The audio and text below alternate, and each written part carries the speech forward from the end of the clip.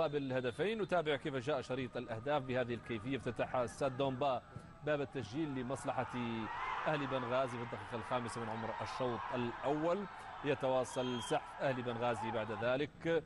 هنا نتابع كيف جاء ثاني الأهداف. هدف حمل وصمة مبارك فرج بهذه الطريقة الجميلة قبل أن يتمكن فريق الترجي الرياضي التونسي من تذليل الفارق من خلال هذا المرتد. تمريرة في العمق، والعكايش يتمكن من تذليل الفارق في الدقيقة 19.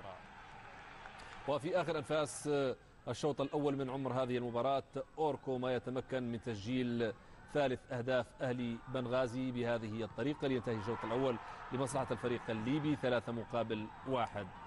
فريق لاسبيرونس لعب بكل أوراقه عبر دقائق الشوط الثاني من هذه المباراة، وتمكن من تذليل الفارق عن طريق أسامة الدراجي، ولكن المباراة انتهت في الأخير لمصلحة أهلي بنغازي على حساب لاسبيرونس 3-2 ضمن الجولة الثانية.